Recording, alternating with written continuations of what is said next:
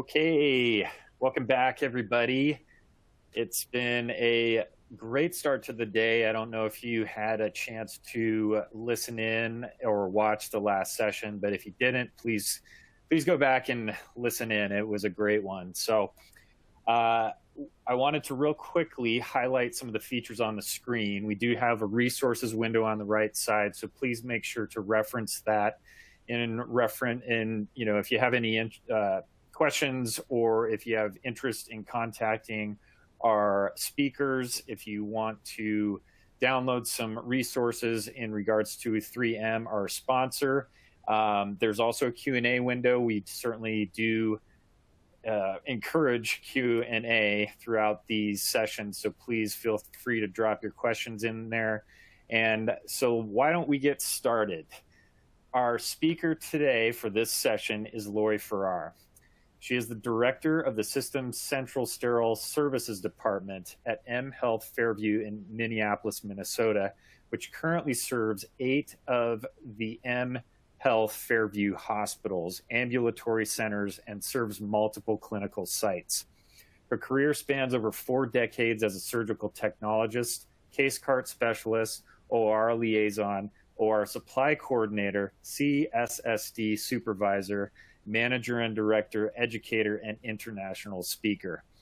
She is part of the team that won the 2020 Healthcare Purchasing News Sterile Processing Department of the Year. And so we've got another great one coming at you based on that award. Obviously, we've got more to it. The presentation title is The Epicenter of Excellence, Sterile Processing Centralization. Is it possible for one sterile processing department to support the daily decontamination, assembly, and sterilization needs of an entire healthcare system? The centralizing instrument reprocessing still render the same quality services as an in-house SPD. Hear how Lori and her team streamlined all steps in the reprocessing cycle through a system-wide standardization of surgical trays and a detailed instrument tracking process. Plus, find out how this Central Sterile Services Department successfully reprocesses a whopping 4 million surgical instruments annually. Quite a lot. So let's hear it from Lori Ferrer. Thanks.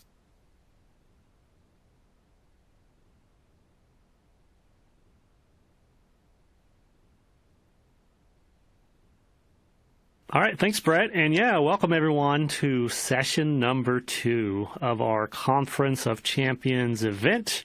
We're here talking today to Lori Ferrer. Welcome to this conference, Lori. Thanks for making time out of your day to chat with all the folks around the world on how your team there also had an award-winning year a couple of years ago. Really excited to tell your story today. Thanks, Hank, and thanks, Beyond Clean. It's an honor to be part of this, so I'm excited to share it with everyone. I know folks who are familiar with the podcast may recognize your name and your voice because you did do an interview with us a number of seasons ago now. But for everyone else new to Lori, can you tell us who you are, and in particular, how you ended up at M Health Fairview? Sure. So I'm really proud to say that I'm a wife, a mom, a grandmother of 8 beautiful grandchildren. One of the biggest things in my life is that I'm a lifelong learner. In my career, I'm first the patient advocate, and second, I'm an equal advocate for sterile processing and OR teams. And what we try to do is bridge the gaps between all customer areas, because it's essential to optimal working relationships with folks. And so I just feel that those are really important parts of my career and my life. And how did I end up at M Health Fairview? It's kind of an interesting story. So at the time I was teaching in the surgical technology and central service program at a Wisconsin technical college, and I had been there for a number of years. And I was also studying for my bachelor's degree. And we had a joint meeting between the Minnesota chapters and the Wisconsin chapter, just to talk about different activities and what we could collaborate on. And at that meeting, I met the president-elect for the Minnesota chapter, and he had shared with me that he had decided to leave his current position, and he wanted to go and seek other opportunities, and would I be interested in his job? Well, working full-time, going to college full-time, it was just exhausting even thinking about interviewing for another job. But I gave it some thought, and I called and asked some more questions. I went up and did a couple interviews, and upon getting my degree at the end of 2011, I did accept the position. And one of the biggest things when they took me through on a tour before I accepted the position is we're in the basement, like many sterile processing areas are. And I walked into the assembly area, and it was massive and a huge wall of windows that overlooked the Mississippi River. So, that was a selling point to me, just the cheerfulness of the department. Oh yeah, that's huge. Having any window at all, like even if it's a window to the parking lot, I think would be a big selling point to have a view like that. I mean, that's tremendous. So, fill in the gaps a little bit, because you kind of alluded to the fact that you were teaching a program, kind of a joint program. I know that in addition to being certified in sterile processing, you also hold your CST.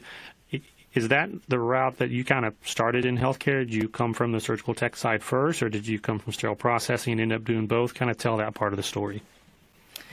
So basically spanning the last 44 years, I've had a lot of different positions, just ongoing positions to advance my career. So I started out in the OR. I worked there for several years. And at that time, what I did was we had a lot of downtime in the afternoons. It was a smaller hospital, and I go down to sterile processing and help them with all the different Synthes implant trays and get their implants reordered and those types of things. So I spent a lot of time down in sterile processing, which was pretty cool, because a few years later, the nun that had been the supervisor down there had been there for 60 years, and she was 80 years old, and she was retiring. So I was offered the position as supervisor, and my sterile processing career took off. So after that, I worked there in that capacity for 11 years and transferred to a sister hospital in the area, which was a bigger hospital that didn't have sterile processing. They were basically just putting the items in the sterilizer for the OR. So all of the assembly and decontam, et cetera, needed to come down. So we established that sterile processing department in Eau Claire, and it was a great experience, and again, led to next positions. So I've been a case cart specialist, where I developed a case cart program. I've worked as an OR supply coordinator, and then from there I went and I taught at the area technical college when they were starting up the sterile processing program. And because I was a surgical tech, which I had also always dreamed of being an instructor in the surgical tech program, I was offered a position where I taught in both programs, and I became the director of the Central Sterile program at that college. And from there, I was required to get my degree, which was also another lifetime goal that I always had wanted. So it was pretty cool that I was able to do that, although it was very, very difficult, working full time and doing the coursework for the programs that I was teaching as well. So I just thought it was a really cool accomplishment at 52 to get my bachelor's, and then I accepted the position at Fairview, at mHealth Fairview. It's really an interesting theme that has already come up a couple of times now in just the first two sessions here, and I know is going to continue to come up for the rest of the day, but that's the theme of education. We'll pick that back up here a little bit later, but it's interesting how that ties in to your personal drive and your personal growth, because obviously, like, education is a big emphasis in these departments. It's a big part of what takes them all the way up to the level of, winning these national awards. But to see that play out in the individual leader like yourself, right? Like you mentioned, like you were, I guess they call that like a non-traditional student, right? Like you started that program later on in life, had a lot of other things going on, and yet there was a value there to you that was enough to push through all the craziness and all the balancing of the time commitments and everything else, that you went through. So I think that I hope that encourages some folks out there who are kind of in that same place. Maybe they're at the beginning of their careers, or maybe they're in the middle of the careers like you were, and it's either a college degree that's looking at them, or maybe a couple of additional certifications, or maybe even in your experience as well, maybe it's a teaching opportunity. We're seeing more and more folks kind of stepping off into that educational space as well, and starting these programs at their local community colleges or their trade schools.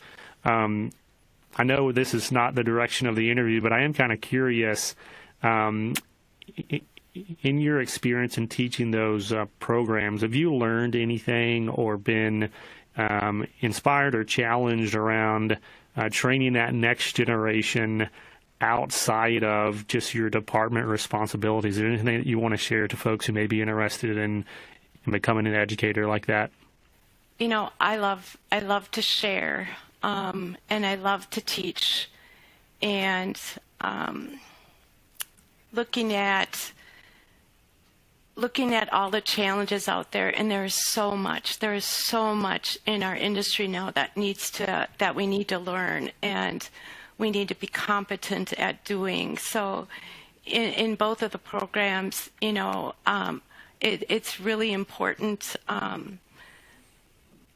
to have folks that work in the field also become, reach out and become educators as well, because they're the ones who have the frontline experience that can really help bridge the gaps that we find in the education piece. Just one of the things that I learned, and the program director for the Surge Tech program and myself, we were good friends, and we'd banter back and forth because he was the director of the Surge Tech program, and he said that the CS program didn't need to know the names of the instruments, or didn't need, and the OR, of course, doesn't know numbers on the instruments. And it was a friendly banter, and we'd always come to the middle in agreeing on what we needed to do. But it was interesting because, I was just at a facility up in northern Minnesota the last couple of days, and, talking with the OR staff and talking to the sterile processing staff, it's important that they understand each other's world, because most of the programs, as you go through as a CS tech, you're only being taught to look at numbers, whether it's supplies, whether it's instruments. The OR has no idea what these numbers are unless they have it in front of them. And if they're out, they don't have a number. So, just those things to bridge those types of gaps. The other thing that I found a challenge when I was teaching is when you go out into the field for clinicals, because we did that at our college. I was able to go with the CS techs out into the, and they did clinical hours in the field, as well as the surge techs. And you can teach them best practice in a program, but that doesn't mean they're being mentored when they go somewhere in a best practice. And it's hard for those new folks to be able to vocalize that, well, this is what I've been taught, and those types of things. So I think it's just really important for those that are considering education that, your experience is worth a lot. And that it really cuts both ways, I think, is kind of what you brought up, is we need that clinical frontline experience on the teaching side, but then it also needs to come back with the students when they go back and do their clinicals for both sides of the equation. So, yeah, that's right. great. Great insights and great tips there. Going back to the story of the award-winning year that y'all put together, it started, long before you even arrived at the facility. Can you give us a little background to that piece of the story, that piece of the puzzle? Certainly. So we're a central processing center in a hospital site, but we pay rent to the hospital. So I just want to kind of give everybody an understanding in the audience what that looks like. So there was space available in a hospital. The beginnings of the department started in 1989, 1990 in the planning phases by the director at that time, who hired me in my position when I started. So I was able to connect with him for a few months, and unfortunately he passed away. But he had great documentation that went back to the beginning, and it was good for me to be able to go back and see how things have evolved through the years. So it started out with a couple hospitals doing each other's instrumentation, and from there it worked into creating a central processing center that is in the same location as it is today. Many evolutions of construction have taken place through the years for the need. It started out where it was 4 hospitals. Now we're up to 8 different hospitals and 2 ambulatory surgery centers. That a couple of the hospitals we haven't brought totally into the central model yet, but we're working on that over the next couple of years. And then we've got the others where we provide 2 to 3 standard instrument sets for every surgical procedure that requires our instrumentation. So, for instance, today we had 158 cases, and we had 428 sets that we sent out for those cases, for those surgical cases. So, and we're doing up towards 1,500 vendor loaner instruments, and we're starting to centralize that a little bit more now as well. So in 2012, when I started working at the center, it was time to evaluate our workflow and need for new equipment. So our ward basically focused on that journey through that period of time, trying to create a world-class area with equipment and different innovations to complement our tasks and our workflow. I know I didn't really, I did not verbalize my response to those big numbers of the cases, but internally I was like 158 cases. I was like, oh my goodness, there's going to be a lot of folks out there like, oh, how on earth do you even do that in general? And at the same time, build a team and a process to the level that you have, to receive national recognition like this. So, I'll give you kudos at the end of all of this long story, but I just want to say, those are some big, massive numbers that you brought up. I do want to go back, to something that you stated that I had not thought before. And a big vision I was telling you before we came on of this whole event is to provide practical takeaways for folks who are tuning in to go back and hopefully build an excellent department in their own facilities, but you mentioned that handoff of leadership, right? So we had a leader that had started this process, kind of had the vision, got things rolling, but they were not the one to finish it. And a theme that you brought up, or a point, was documentation. Like you said, you had great documentation, and I was able to step in alongside that documentation and then carry that vision forward. And I know, having been a director myself in a couple of different places, I don't think I wrote things down intending not to be there when the plan was implemented. I was just always thinking, this is my vision, this is my dream, this is my plan, so I'm going to get it done, and I'll be the one in the meetings. We'll make all the decisions, everything's great. But you brought up, something that I hadn't thought about before, that, hey, leaders should probably be writing things down, especially because the turnover even among leaders, is pretty high these days in sterile processing. So can you speak to that? Like anything else maybe that documentation allowed you to do, or maybe how that has impacted how you document projects under your own leadership today? Sure. So one of the things when I started in 2012 was, the first few days I walked in the department, and there was a huge decline in point of use or site cleaning. So at the sites, they're responsible, of course, for point of use, and we weren't focused on that as much as we are today, because now Joint Commission has stepped in and, they're surveying those types of things. But that had kind of fallen off the radar, and then each of the sites, before they return instruments to us, the soiled instruments, they're to be doing an enzymatic soak before they're returned to us. With that being said, that had fallen off the radar. Those things weren't happening. And when we're talking about the documentation, I was able to go back and retrieve documentation from 2004 that this wasn't anything new. This was something that was established in 2004, and it was 2012, and we're revisiting it. And it's interesting because we are again revisiting it in 2022. So it just shows, again, the importance that you're auditing, you're following up, and it's the audits right now that are catching things that are not being done, through every step.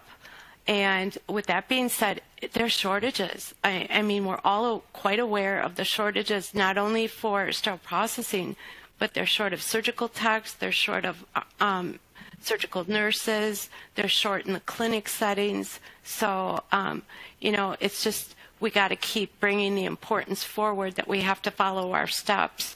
Otherwise, we have ramifications as an end result.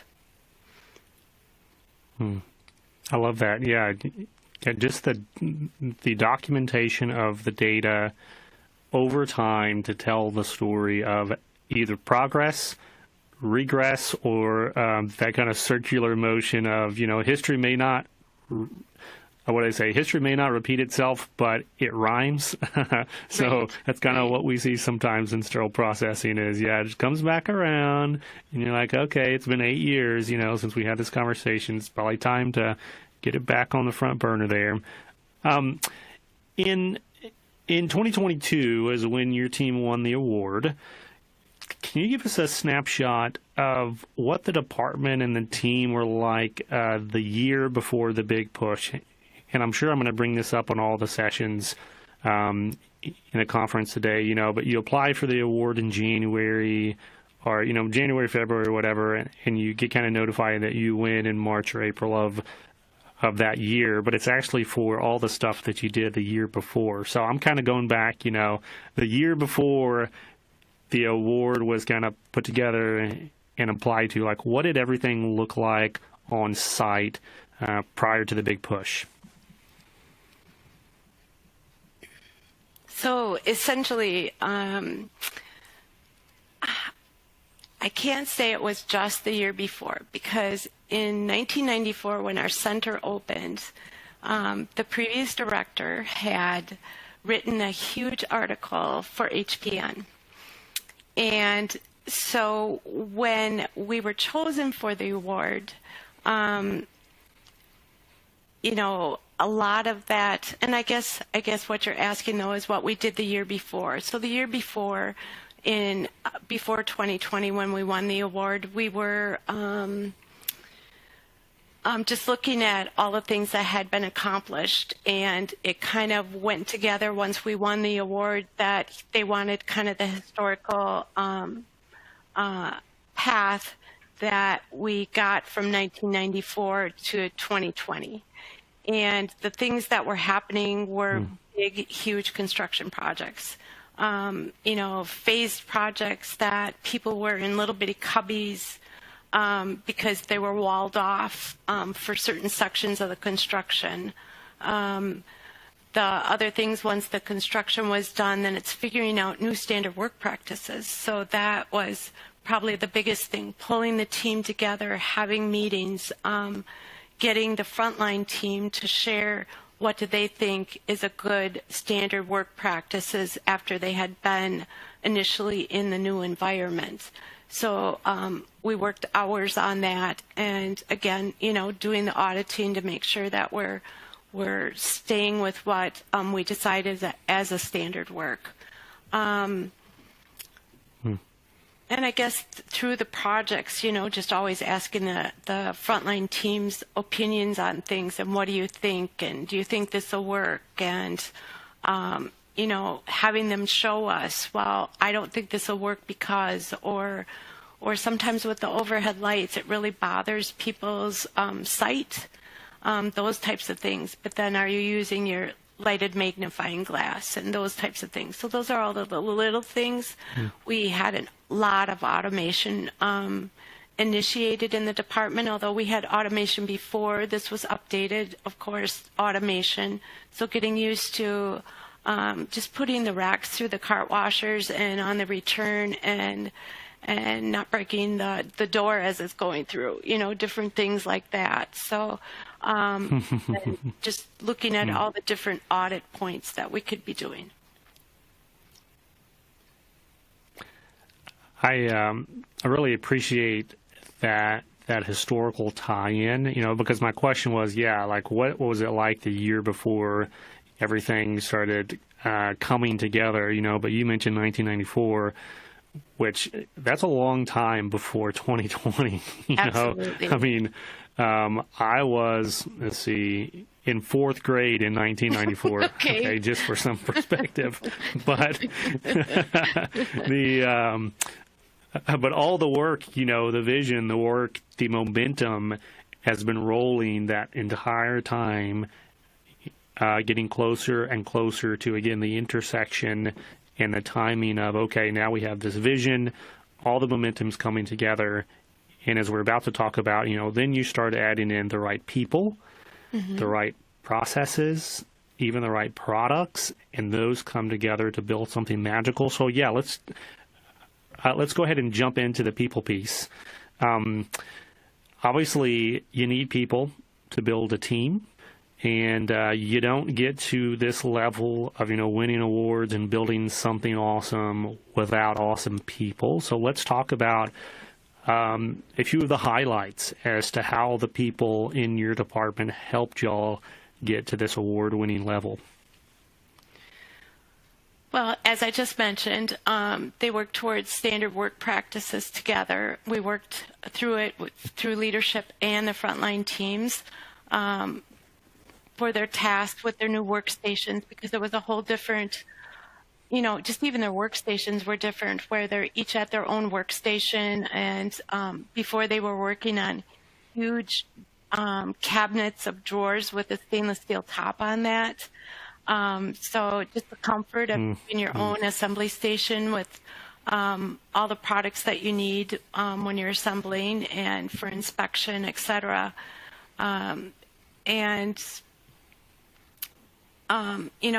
The importance of using the magnifiers, the importance of using the overhead lights, because everybody's eyes aren't the same as far as working through, I need light. My eyes are getting older and I need light. I need my glasses. But for some people, if that glare is too big, it doesn't work for them, then what else can we figure out? And as far, I'm trying to think ahead, the training piece and the auditing piece. I want to go back to that lighting piece too, and this is kind of a side issue, but I think a lot of folks either haven't seen it or forget that in the ST79, there's a little kind of chart in there that has the amount of lighting that's required or recommended in each one of the areas of sterile processing, decontamination, assembly, storage. And there's a note in there that says, as your employees get older, the amount of light that's required in these areas also gets higher. So it's not just that Lori struggles here. Yeah. This is like a human nature kind of thing. We need light to do our job. So, that's an important piece. It may seem small, like you referenced, but all of these small things coming together again at the right time is really where that intersection, begins. Again, I keep bringing it up, like that's how you build into something excellent. It takes time, it takes timing. But going back to the people piece, before we get into training and culture, as you mentioned, I want to talk about hiring practices. I loved hiring. That's one of the things that I miss most about being a sterile processing manager, is just being able to hire people and going through that interview process. And you also brought up it's hard to find people these days, so I guess the hiring part is even more important than it's ever been. But that's the way that people get into your department, get onto your team. So in your approach to hiring, what are some things maybe that you looked for in candidates, or is there anything that you'd want to share that kind of helped you build a team that could buy into standard work, that could buy into everything that you've been describing so far? So basically, we're pretty lucky in the metro area to be able to have colleges that have the programs. So we stay in really close contact with those instructors and to bring them through the department and work for a couple of weeks. And that kind of gives us an idea of it just gives us a snapshot a little bit better than it does in a 30 or 45-minute interview. We're looking for people, mostly people come to our department because we're a contract department, so most of the positions are always open on nights. So it is hard to find those people, but within even our own system of 12 different sites, we're probably pretty lucky that we've been able to find folks that are willing to start on the night shift, and things evolve pretty quickly. We're also growing our staff numbers, because as we take on more work in centralizing vendor loaner instruments and all of the external clinic sites that are now being centralized into our department, the shift availability changes very quickly. But most people start on nights and get their training on nights, and we've just been really lucky. And with the students needing their 400 hours before they're able to sit for their CRCST, they come to us and we have them apply as casual employees just to get their hours in, and then they get a feel if they like the department as well, and if they want to work on a more frequent basis. Yeah. I know we're going to have some folks tuning in who are in need of those 400 hours that you mentioned, so you may be getting some more applications after this interview here. Yeah, so that piece about bringing folks in, from the school pipeline, I think that's really critical, and that's just another perk of either educating in that role outside of your leadership role, or, as you said, just having that collaborative agreement and understanding of bringing those students in, because you get to it's like a pre-interview, and you get to see, hey, do they meet in line with our culture? And also they get to say the same thing, hey, is this a place that I want to be long-term too? And you're right, that's really hard to determine in a 30-minute interview and a resume. On the training piece, though, so like moving past hiring, what approach did your team take in training and building that critical culture of excellence, right? Because you didn't, your plan was not to be a mediocre department. I'm assuming your plan was to build something awesome and excellent. So how did that all kind of filter through how you trained and the impact that it had? So I believe that it's, the credit goes to all of the leaders in the department and the staff themselves as they mentor new folks that come in for training. But just with all the training that we ourselves have been doing, it's really important that we consistently go through different trainings.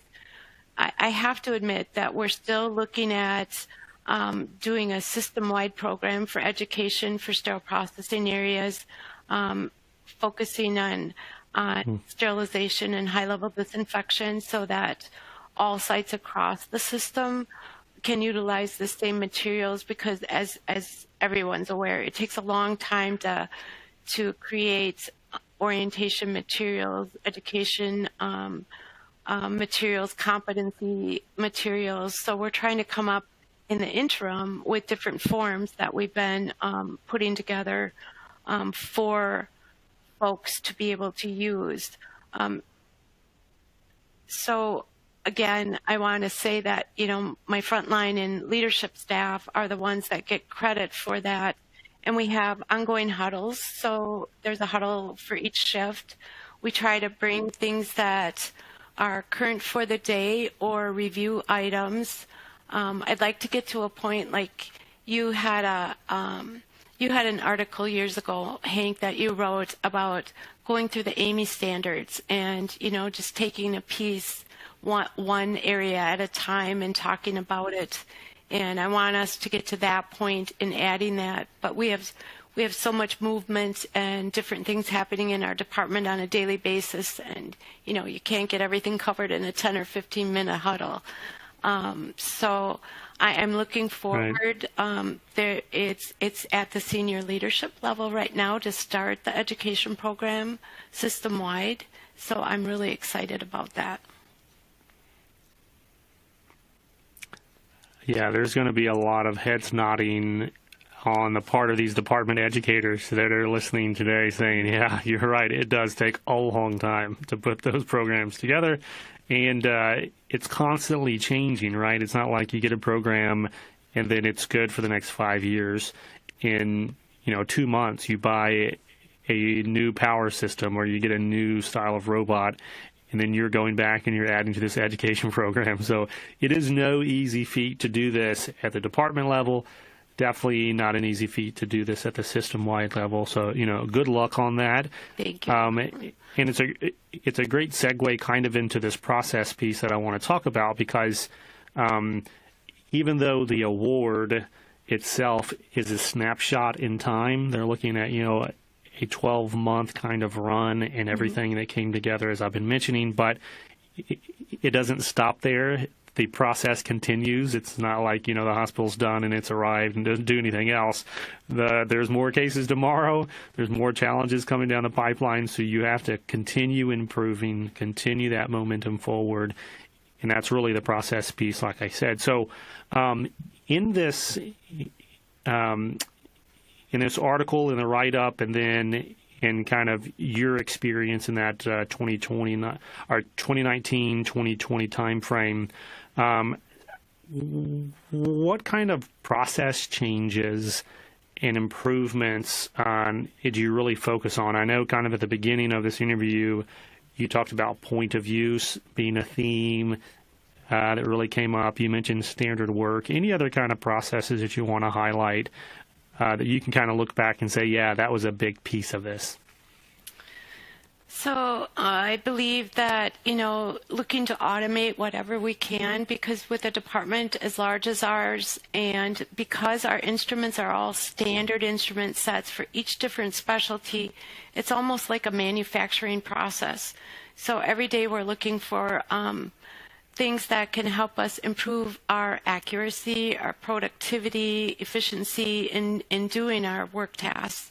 So one of the things was automation of instrument set assembly, and to assure the accuracy and the productivity, and to continually work to progress and enable the new learners as they come in to have an option to be able to learn what instruments are called and what they look like. So those are different things that we went through. Again, I mentioned the inspection tools at the individual workstations that were new, going through that process to make sure that the instruments are functional and that they had better lighting to see what they were doing, again, to improve accuracy, efficiency, and, a quality set for the patients. So those are the kinds of things that we worked on. More technology that was initiated was instrument storage. So we have units that we're able to store our instruments in, but it's a whole different way of thinking when you can't go to a drawer and open exactly and get what you want. When it's stored in a piece of equipment that you have to punch some buttons to enable you to get the instruments out of the machine. And then, of course, you got to make sure that the instruments get put away that are extra. So there's, all of those types of things as well that we went through.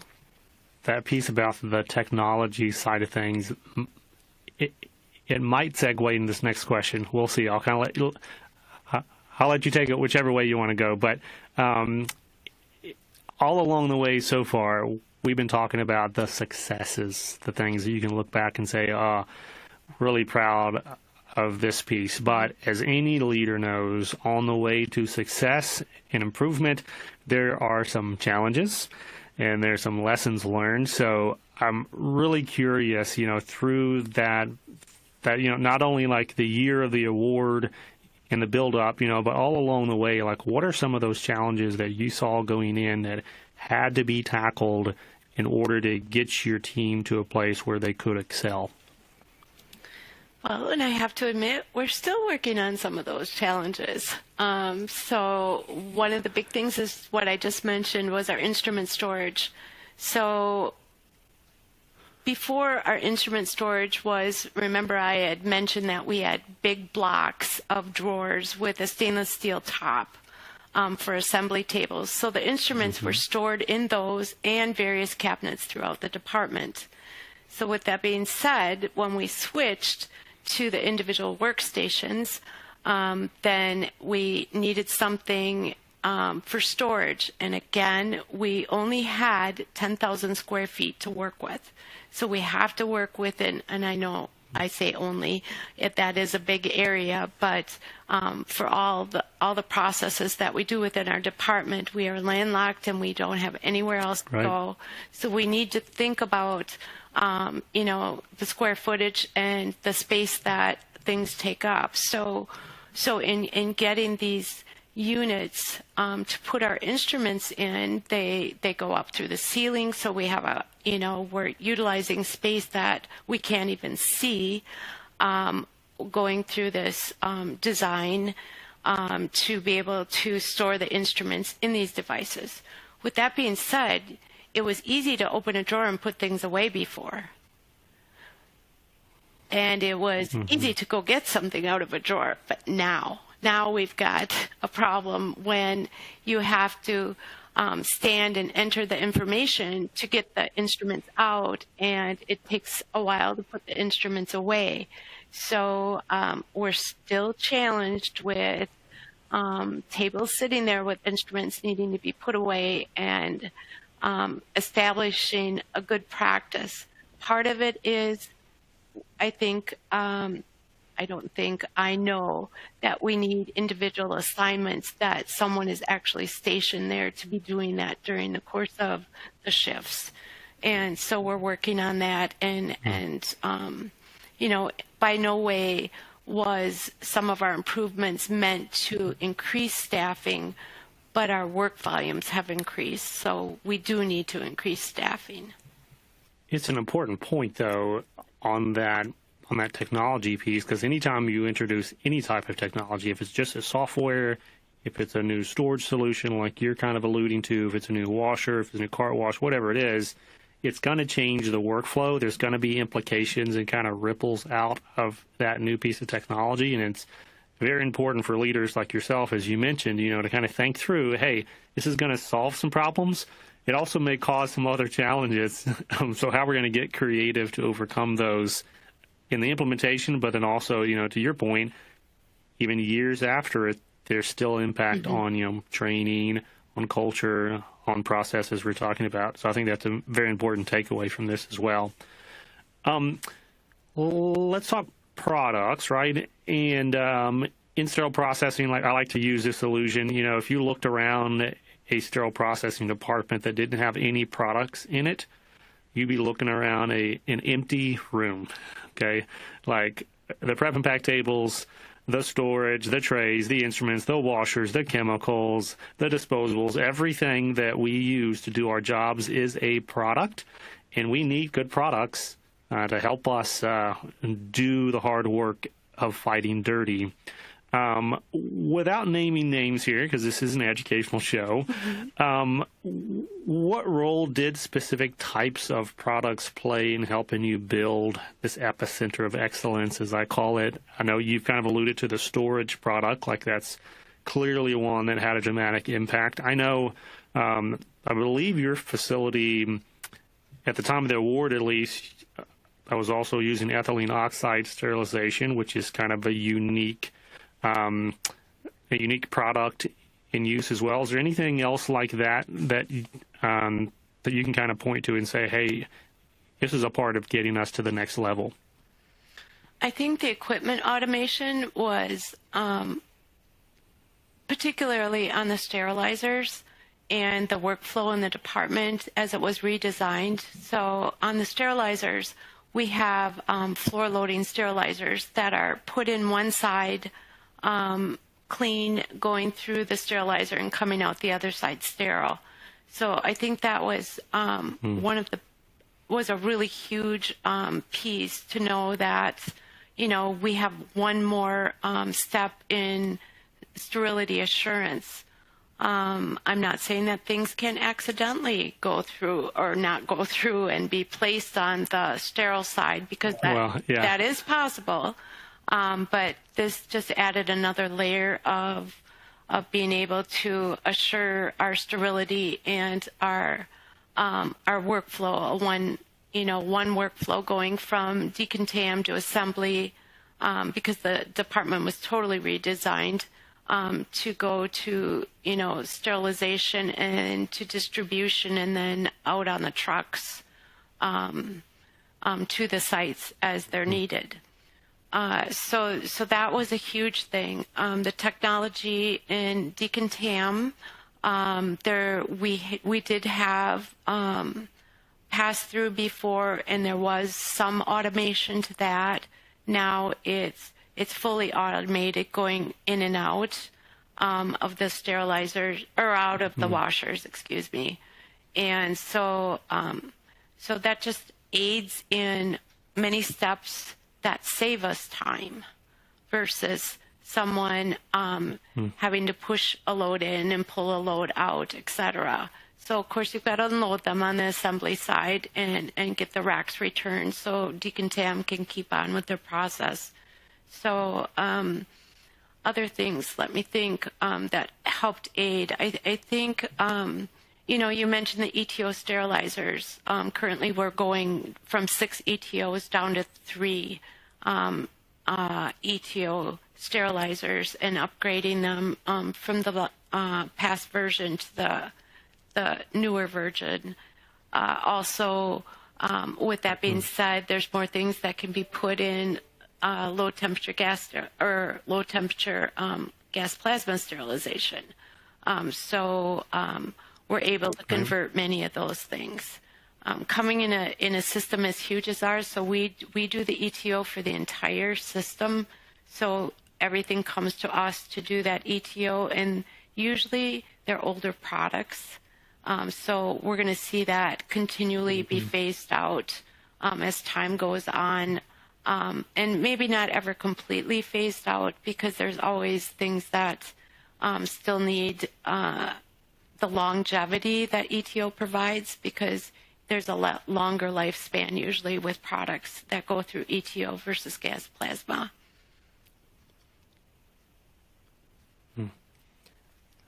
I know the piece about the unidirectional workflow that you brought up, kind of those pass-through sterilizers. That's a conversation that we had on the podcast a couple of seasons ago with a guy named Stephen Sutton, and I happen to work in a facility too that had some of the floor loading pass-throughs in there. I completely agree. They're a great hardwire to kind of guard against many of the potential the potential and the real failures that we see out there sometimes of people taking things off a rack that's supposed to go in but hasn't gone in yet, and they think it's sterile. Like if it's in another room, it's a lot harder to make that mistake. As you said, not impossible, but it's a lot harder. So I'm in full support of those kinds of, creative ways to improve the process. And as you mentioned, to drive greater safety and efficiency.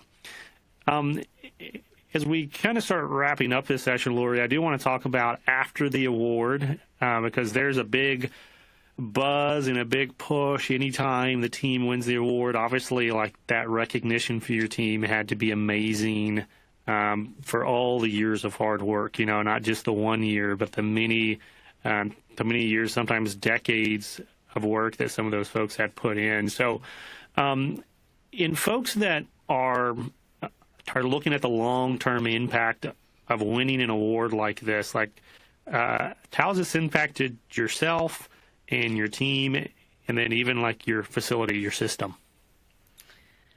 So first I want to start on, if they're pursuing or they're thinking about applying for the award, it starts with desire and passion to create best practices within their area, which I don't care where I've been, in the continental U.S. or where I've been, abroad, that everybody wants to do the best things for our patients. So, and the documentation piece is huge. Right. You've got to have that documentation. You want to be thinking ahead if you want to do this, so that you've got time to gather all the information that you need. What are your goals? What do you want to accomplish? You need an advocate who will support you in achieving your goals. So you need to do research and best practices. Us, it was, what's our square footage? What can we fit in here and still be productive and not be sandwiched in and have no availability to grow. So we had put in 5 floor loading sterilizers. We've got room to expand to 2 more. So we're still going to be able to improve increase our volumes through time. Always have a 3 to 5 year plan in action, that you've got things put in place, and then things just start to come together that you can pull it all together to record all of your process improvements, and to be able to, I think everybody, when I've been in their departments, is trying to do best practices and work to better their departments. And many of the others who have won the award have put a lot of hard work into it, and it's just really fun to read others' accomplishments and to be able to take things away from that. Well, we should do that in our department. And how did it affect, or what's been the long-term effect on the team? So I'm going to do my best at explaining this in words, but it's been a lifetime of passion to do the right thing for the right reasons, and, every time. So with dedication, persistence, and hard work, every experience that I've had through the last 44 years kind of built that time to, and all those people that were involved in those years, really through me contributed to that award, because that's where all my experiences have come from. My boss over the last 8 years, through all the processes, was a phenomenal mentor and advocate for the department. She always got senior leadership in the C-suite, acceptance. So that was very, very cool. And as the front line, the award gave our frontline team confirmation that our work's important. It put a smile on everyone's face. They were honored to be recognized. So our team, to whom I am forever grateful. I really am, for the experiences I've had for the last going on 11 years, for the continued work in producing quality instruments to help keep our patients safe. We've got a 99.7 quality rate in our department, so we still have room to improve. It's not 100%. So they're the inspiration for the continual process improvements in all of our work. So I'm forever grateful to them. I'll tell you, Lori, your story is inspiring. Your passion is also inspiring, very evident, even in this interview. But I think in the article write-up at HPN, it was clear, this is a team it is a team. It's not a single leader, it's not a single vision. It is a teamwork, tying in together all the years and all the decades and all the visions from the front line all the way up, as you mentioned, into administration. So I really appreciate you sharing all these best practices, and I know there's going to be some terrific takeaways. I've even kind of made some mental notes myself on what to do in terms of, succession planning, as we mentioned earlier, but then all the way down, to driving that passion on day one, building those partnerships, with local schools and colleges. So, thank you again for your time. Keep up the tremendous work out there. And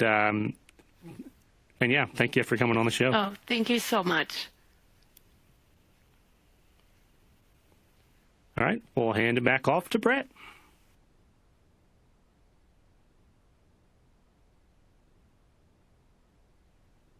All right. Thanks, Hank and Lori. That was a great conversation.